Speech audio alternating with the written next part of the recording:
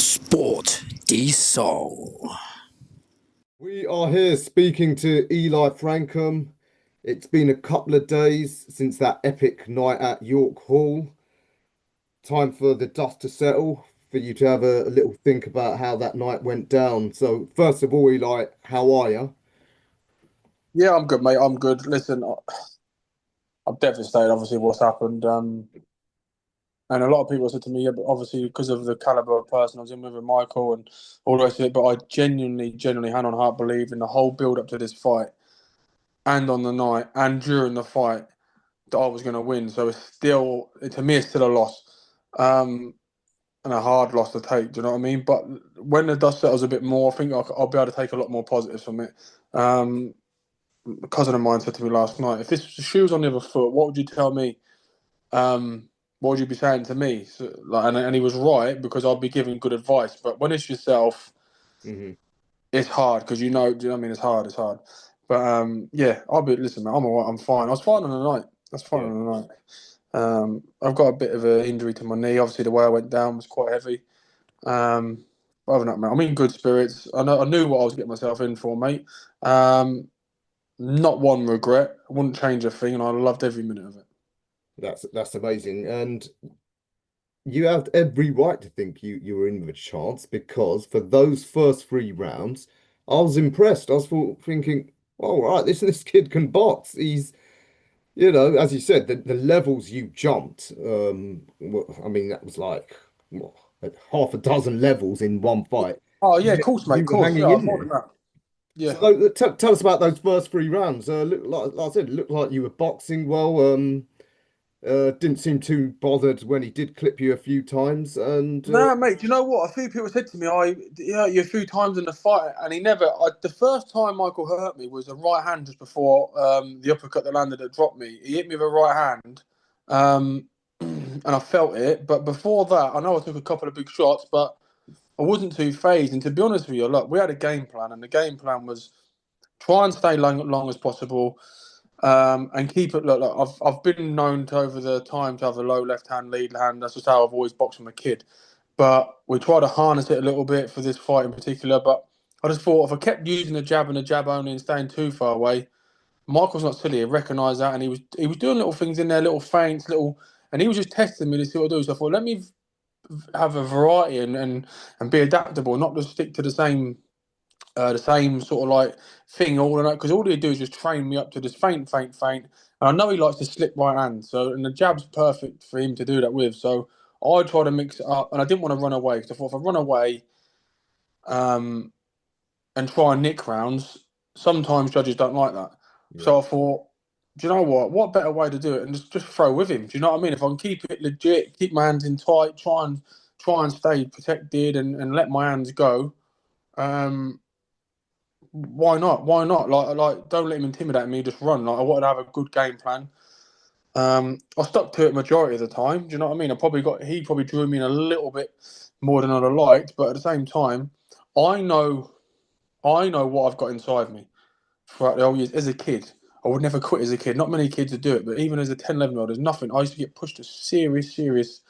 Like, you couldn't do it to a kid now. Like, the way my dad used to train me and the things he installed in me is fucking borderline child abuse. Like the way, like, he would, not as in physically with me, but just the things he done. Like, that wouldn't be allowed today, and I would certainly never do it with my kids. But I'm so grateful for everything my father did with me, because on moments like that the other night, there's no way I was never getting up. There's no way I could go and visit my father's grave, Hmm. look my kids in the eyes, um, look them in the eyes, and say I was happy to just lay there and take a cat. Like, no way was that happening. I was getting up no matter what. I was Yeah, always getting up. I never, ever. And I got up. I was up. I was fine.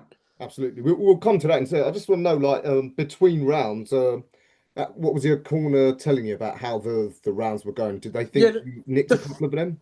yeah. Like the first round, to be fair, I was under instructions. Don't show him too much. Don't give it and have a little look. So to be fair, I never was going to do too much in the first round. I probably let Michael do a little bit too much, and I know he landed a good right hand, and I let him land a few jabs and things. I maybe should have threw a little bit more, but it was just a bit of a feel out and stuff.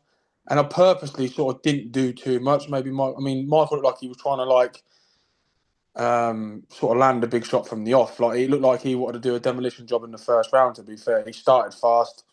And I was happy with the first round. We knew what we were doing. Second round, in between rounds, trainer said to me, "Listen, now let's go. Let's do it now. Now get a bit busy with it." And I sat down at the end of the third. My trainer was buzzing, and because of how animated how he was, it grew confidence with me. I was getting more confident throughout the fight. Like, I even was confident up until I got dropped. Like, those rounds were only, I felt I was getting better for me.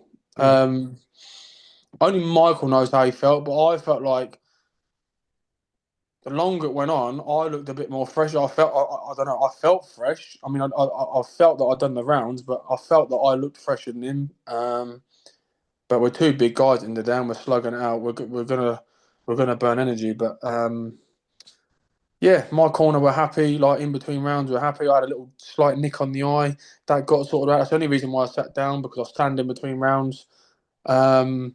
Yeah, and because they were happy, I was happy, and I just thought, yeah, I'm just gutted, obviously, the way it ended, but the fight itself, like, I had to give a good account of myself. Obviously, I wanted to win, but I didn't even want to think about losing. But if it did come to a loss, I had to show what I can do, and hopefully that's what I did. I mean, I know I did, but I was just still a bit sore at the minute. But yeah. Yeah, absolutely, you did. You mentioned you did have a fight plan there. Given Michael's age, and he didn't look great physically, and I know he's not body beautiful and muscles don't win fights and all that, but was there any thought of let's drag him out, see how those 37-year-old legs hold out? Yeah, of course. And, like, with him flying in and stuff, and leaving it a bit late and stuff, I just thought the later the fight goes, it suits me. But obviously, look, Michael probably just thought that he would do his thing until he landed the shot. He was obviously confident, but that's how he's won most of his fights. He's confident in his power. But I just thought the later that fight went on, it was only going to suit me. Me personally, I thought anything close was going to go Michael's way anyway. Listen, at the end of the day, it was the Michael Hunter show, wasn't it? Like, at the end of the day, I'm in the away corner. I've got to do something pretty spectacular to beat him. So I didn't want to just run and nick points. So I wanted to win the rounds convincingly, which by all accounts, on the Georgia scorecard, I think I was up. So I must have been doing something right. And I feel like that only would have progressed every round. But listen, it's a fight, and you can be winning 9 rounds. You get caught in the 10th round, you've lost. It doesn't matter what you've done for 9 rounds, does it? But in result wise, but I'm just glad that hopefully the footage comes out of the fight, just to give me a bit of what's the word I'm looking for, really? Like, just so people can see what actually happened, because the only thing circulating is Michael knocking me down, and it looks like Michael knocks me out, actually, because I go down and that's the end of the footage. But, give me some fucking credit, mate. At the end of the day, I know the heart and the balls I got. People close to me know I got it. Yeah, I showed the world that, what I've got in me to get up. And I don't, like, if that was on the TV and we was watching a pay-per-view guy box office ridiculous fight, I don't know, some of the two of the top fighters in the world, I'm pretty sure we'd all be saying, how the fuck has he got up from that? But obviously, because of the caliber of the fight. But listen, I don't know what else to say about it. I'm grateful for the opportunity from Rich Energy to put me on that show. I'm grateful for Michael for giving me the opportunity to share the ring with him. And I got one thing I've got to say about Michael is, do you know what? He's one of the nicest people I've ever met. Yeah, before, during, and after, mate. Honestly, he's a gentleman, and yeah, he had some nice things to say about me afterwards. Likewise, I did him. I've watched him as a fan and stuff. So yeah, I hope he goes. I hope he goes all the way, man. I do. Absolutely. I mean, just on that fourth round, then, obviously it was a right uppercut that dropped you. Did you not see it coming? Mate, now listen, I won't lie about it. I think he hit me with a right hand just before that, the other side of the ring. I was trying to hold on. I think my legs might have dipped a little bit, but I was trying to hold on, and then we come round back towards the other ropes, and I remember obviously going. I wanted to be a high guard because Michael was throwing a lot of hooks and straight hands, and experience paid off, mate. And he just little chuck away left hook to bring the hands down, uppercut. Can't remember the shot landing. I'll be honest with you, mate. The footage is there. You can't look. Cameras don't lie. I was out. I was out. No, there's no point in me sugarcoating it. I was out because my full body went limp. I dropped. Well, you see how I dropped. I dropped all horrible on my knee. I've sat on my fucking the ball. I sat on the sole of my foot somehow. How that ever worked out. My arms went limp. My head was. I was out, but I've come round to myself, and I think when I realised I was like opening my eyes, I heard four, the count of four. I managed to get my onto one knee at five, and I was going to stand up, and then the corner. I looked John Faxton straight in the eyes, said, "I'm okay, I'm all right, I'm good, I'm good." I just wanted to assure John that I was okay. He said, "Take the eight." And my other trainer said, "Take the eight, take the eight." And then I looked went sort of, right, let's go. Heard eight up, bell goes. I thought, lovely. Start walking back to the corner, to walk back towards the corner because the bell went. Then the ref waves it off. So it's confusing. Look, I was very, very vocal, slightly unprofessional, which I apologised afterwards on the interview because I showed a bit of aggression towards the ref. I was very upset about it. And I may have said a couple of swear words to the ref, which I'm very, very sorry for.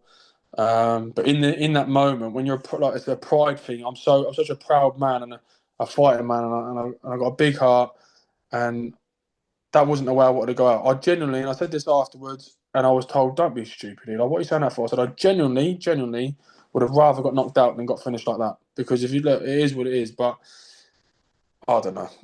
Only that ref can say what he thingy. But we've all seen knockouts, and a ref will get a man, wipe his gloves on his things. Can you continue? Or look him in the eyes to see anything. I didn't get a chance. The people that put the show on, and 99% of people in that venue told me that they never would have stopped that fight. Other officials have said to other people, my family members, that fight shouldn't have been stopped. William, everyone said it. Regardless of it. Look, I might have come out the next round and Michael might knock me out. Look, we'll never know what's going to happen. We'll never know. I could have come out and recovered. Yeah. But, so the decision's a decision. Michael won his fight. Listen, he might have been eyeing that one up for a couple of rounds, and it might have come in round 5, 6, 7, 8, 9. But do you know what? Give me my chance to prove myself because I deserve that at least. I give a good performance while it lasted, and yeah, I just wanted to, that's the main reason why to come on here, mate, as well. Just because a lot of people out there just think that I got knocked out by Michael Hunter, and that's not the case. No, absolutely. And in fact, where I was sitting ringside, I was opposite where the way you were facing your corner. Yeah. And so in the discussion afterwards, and when it was waved off, I was actually thinking, what? Yeah, of Because I course, could mate. Of see course. you talking to your corner, Yeah, I and was then assuring I them thought, because obviously I see them looking like fuck. Look, in the moment when I spoke in the interview, I was telling, look, I was fine. I went down. I can't remember going down. I didn't realise how heavy I went down mhm, till I see it afterwards. Yeah, but that made me getting up that even more special because I went down so heavy and was so out of it. But then I recovered so quickly because I yeah, promise you, when I was looking at my corner, I was clearly talking to him. I felt okay. My eyes were okay. My legs, when I stood up, my legs were okay. Do you know what I mean? I spoke in an interview afterwards, 10 minutes after the fight. Do you know what I mean? I spoke as good as I am speaking to you now. I was fine, mate. Got caught with a big shot. Kudos to Michael Hunter. Like I say, a lovely man. I hope he goes on to do great things, man, because his career's been stalled, and it's not nice to see. Because do you know what I mean? It's just not his. It's probably not even his own fault. But yeah, I just can't wait to get back in the ring, mate. I know it's going to be a bit with this knee and stuff, but I just can't wait to get back in. You know what? I love to hear that from a fighter. You're right to be annoyed. You're right to be gutted, but I think it's a measure of your mental strength that you want to get back in and you want to talk to us, the media, because a lot of Oh, of fighters, course, mate. Of course. first defeat, they got to go and sulk about it for a year. Oh, mate. Listen, mate. No one more definitely. I'll be honest with you. I tried to hold it together best I could in the ring. My little boy and my girl got in the ring. And I could see they'd been crying. Do you know what I mean? That's hard for me to see that. Do you know what I mean? It was emotional, and then I had to see family members there upset, my mum and stuff. That's not nice for them to see, but that's part of the game. Do you know what I mean? And so I held it together the best I could. I went backstage, mate. Look, I had a conversation with my trainer John, my trainer Wally, and my mate Charles, and trainer the cornermen and stuff, and Graham Everett. And mate, I cried, not because I'm sulking about a loss. It meant so much to me, and because I was so in it. Yeah, I just had to let it out, mate. I had to let it out. It's emotions, and that's just what it is. Like, if something means that much to you, mate, a cry is not the end of the world. Do you know what I mean? And that's how much it meant to me. And it's hard thing to deal with. But losing is how I come back from this loss will show the character. And I know. I've just got to show everyone else it, mate. I've always known I could mix it with the best. I've always known I've got the heart. I've always known that like I've got a good chin and do you know what I mean? It's not like I've been hit by an absolute bum and been absolutely annihilated. I was in a good 50-50 fight with a top 10 fighter in the world and got caught with a big shot. It's boxing, isn't it? But yeah, listen, And mate, I'll be back. I'll be back, mate. And listen, what I I help train other kids. I work in a gym with kids and adults as well with disabilities and long-term living conditions and all different things. And what message would I send to them if the way I go on to them every day and when I train other kids? My biggest thing is I say I've got a slogan I use on my fight gear and I use it when I post on social media is it's never too late. And what I mean by that is like I got older and I thought it was going to be too late in my boxing with my stint in prison and stuff, and rightly so. A lot of people thought it was over, but I always had that little bit of hope, and because I wouldn't quit, and I always tell them never quit, whether it's a temporary while it's in training, whether it's a long-term goal, whatever it is, never quit and never give up, never ever give up, and then you can get it. And I'm living proof of that. So what message would I be sending to them if now I've had a loss on my record? Oh, well then, do you know what I mean? I wouldn't not fight again anyway, because when you're a proper fighter, you love actually getting in that ring and fighting. So until the love for it goes, I'll keep fighting, mate. Win, lose, or draw, I'll keep it lit. good on you, because one thing's for sure, you can fight. I don't think we should be under any illusions. Not only did you fight one of the most skilled heavyweights on the planet, without a doubt, there was also a size difference. A lot of people, I know Lee McAllister was saying that actually cruiserweight would be a better weight division for you. Do you think that? Yeah, mate. Listen, I've thought about it on and off for a little while.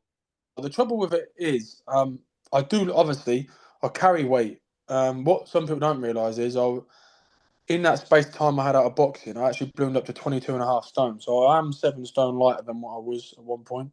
Hmm. And I tried to sort of like get down to as low as I could. And I think I got down to 14 stone 12 before, which is 8 pounds over the cruiserweight limit. And I just struggled for a little while. But in the build up to this fight, I was weighing around 15 stone 3, 15 stone 4. Hmm. And the plan was, I got a nutritionist on board, and the plan was to put some weight on and come in as heavy as I could. And I wanted to get close to 16 stone because in my head I thought Michael was going to be around 16 and a half, 16, something like that. Because I knew I'd still have my movement, still have my speed. So just to have that little bit of something extra there. But I mean, I ate and drank all day. I drank a litre and a half of water just before weight. I think I come in at like 15.8. It is what it is. The weight didn't play a factor in that fight. Like that's not any reason. I'm not sitting there saying that. But maybe it's just an eye opener to probably see if I can get down. Because I mean, even if I had agreed fights, where we're fighting just above the cruiserweight limit until a title fight comes up for a day before weigh-in, and then it's easier to make the weight. But I've always just felt comfortable with the heavyweights. I've always sparred heavyweights Hmm. from a kid because I've always been sort of 16 stone, 15 and a half stone. But yeah, and that's why I say to people, like, yeah, I've took a massive jump up, but that's what I was saying to people before. Don't count me out because I know sparring is different, but I've been in there with some good people. So um, I knew I was going to give a good account of myself. I was just proving it to the world, proving it to everyone who haven't seen me and just discredited the fight itself. Because a lot of people on social media, which I don't always bother about too much, but when it's sent directly to me and I get shit sent to me, I can't. Like, I've seen it then, so I just look at it or I'll probably like say, oh, yeah, well, they're only talking rubbish anyway. But a lot of people discredited Bieber. A lot of people discredited Rich Energy, William Story. A lot of people discredited Michael, which yeah, I see what they're saying. He's probably come down a tier, and I've had to jump up probably 10 tiers. But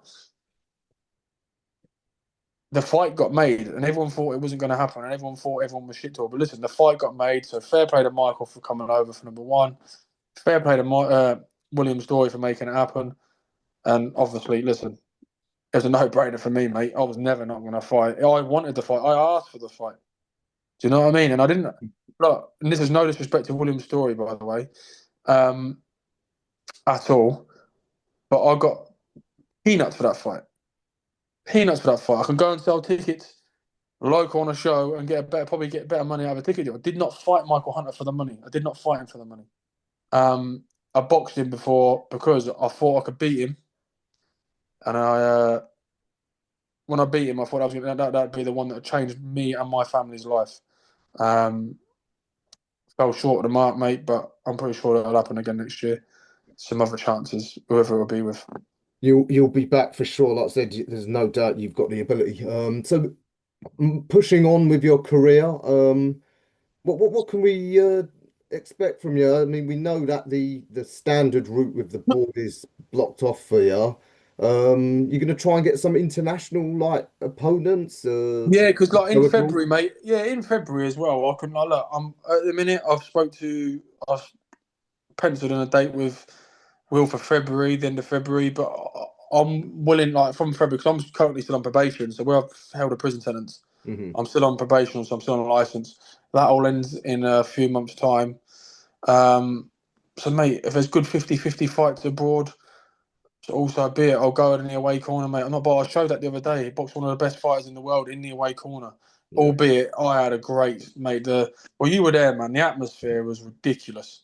Yeah. And let's have it right. Everyone was there for me, bar probably a handful of people. Do you know what I mean? And that's what I've got the best fans. And honestly, I'm not just saying it for. Let's have it right. I'm a small hall fighter. I've got one of the best set of fans going. They travel. People make the mistake of thinking, oh yeah, I'm in England, I was the home fighter. Yeah, I was, but my people still had to travel 3 hours to that fight, you know? Two Hmm. and a half, 3 hours, and that. It's not like it's down the road. So, um, yeah, got the best people in the world, mate. I'm grateful. I'm so grateful. I see some interviews before where they say when you lose, that's when you realise how lonely boxing is. That's had the opposite effect with me, mate.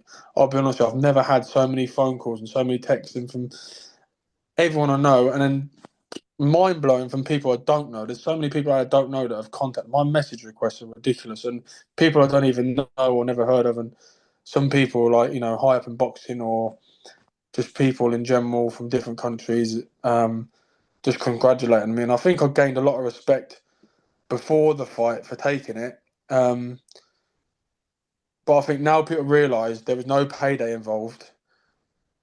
And I've showed the heart and courage I did to one, get in the ring, two, give a good performance and mix it with them, and three, get up from a hell of a shot. I'd like to think I've gained a lot of respect off a lot of people. Absolutely. Gained quite a few new fans as well, I'd imagine. So, yeah, I mean, is there you got any names in mind? You ready to call people out? I mean, once you beat Mate, him, you know Michael me, I'll Hunter. fight anyone as long as, listen, with Michael Hunter it was different because let's have it right, he's a household name, and I know he's not been in the top mix for a little while, but he's there or thereabouts, and he will be. I'm sure of it in the future, 2026. I've never been one for calling out people. If the fights are there and they're offered, do you know what I mean? Because I don't like disrespecting fighters. Look, it's hard because anyone I fight has to be international because I Mhm. can't fight any British fighters because of the board of control. They wouldn't allow that fight. But yeah, any international fighter that's got a bit about him, any bit of caliber. But I want to fight for good titles and good money. I deserve that. Do you know what I mean? I deserve, and I'm pretty sure William will see that now. Like, I'll speak to William in a week. But I feel like I deserve a good chance to earn some good money out of it because I've never really earned money out of boxing. But I've given my life to it. Do you know what I'm saying? So I've given 22 years of my life to it, and I ain't really got much to show for it because I love to fight. And all this, what I've done, although I've done it because I love it, I have to have something to show for it by the end of it, even if it's just for the kids. Do you know what I mean? Just something to give them. And I don't want to go and be hopefully I can, but I'm not saying I want to go and be a millionaire, but I want something to show for it. So when it's done, I can say, well, look, I went for all that, but here you go, Luana, here you go, Eli, my son and my daughter. Do you know what I mean? Because at the end of the day, anyone that says I don't do it for that, what I've done, I don't do for the money because I've got a longer term goal. But then it comes a point, it's a business, and then money has got to come into it. Money didn't come into the whole of my career. The last 10 fights, money hasn't got to come into it. But moving forward, titles and money comes with titles, have to be a big part of it. But it wouldn't. That's not to say that I then start saying, "Oh well, I won't want to fight this person because I ain't getting stupid money." Hasn't got to be stupid money, but it's just got to be justifiable for the lifestyle that I have to live. Because people have to remember that I work. I was working. I work. I work every day. I was working the Monday and the Tuesday before my fight. Because at the end of the day, I've got bills to pay, and do you know what I mean? I was I was only doing on like duties and that, but I work in a gym, like I said, with people with disabilities and stuff, and I was still there, giving to them because do you know what I mean? They can't lose out, and my work's good. Do you know what I mean? I dropped hours off. I dropped hours off every day, so then I was going in there. I train where I work, near more or less. But I was finishing early every day, so I'll get back and get my extra sessions in. So they've been really good to me. So many people have been good to me for this fight. All my sponsors. Don't even want to start reading them off because you've seen all my stuff. I've got quite a lot. But they all know who they are. I've got friends and family, my partner, my kids, my mum, my dad who's not with us. But mate, my dad's my biggest inspiration, my biggest motivation from everything he done for me. Because without him doing what he done, mate, none of this would be possible. None of it. So yeah, there's so many people, and it's visually everyone see it there. It's there to see on Friday night that just what it means to them as well. Do you know what I mean? So um, yeah, not really much else to say, mate. I'm grateful for everything. I'm grateful for happened. Like I said, I've got no regrets, and I wouldn't change anything. Got a good team around me, and that's the only other team moving forward. But I'd never even I work with John, who's in my corner, and I've always said to him, John, if I can't do it with you, I don't want to do it with anyone else. So all the time we're cemented and we're there like this, mate. And John's no fool. Do you know what I mean? He's been there with some of the best in the world. So until there's no love there no more for it, or he says anything to me, I'm gonna box and box and box, mate. Box and box. Hopefully 3 or 4 or 5 years to come. Well, I'll tell you what, from what we saw in those first 3 rounds, it's going to be a hell of a journey. So I look forward to following you for these next 3, 4, 5 years. Yeah, hopefully, mate. All right, Eli, great to see you doing so No, well. listen, thank you for having me on. Congrats Thank you, again. appreciate it. Absolute pleasure seeing you up close in your skills and speaking to you tonight. And have a great Christmas and New Year. And Yeah, and you, mate, and you. look forward to seeing you next year. See you, mate.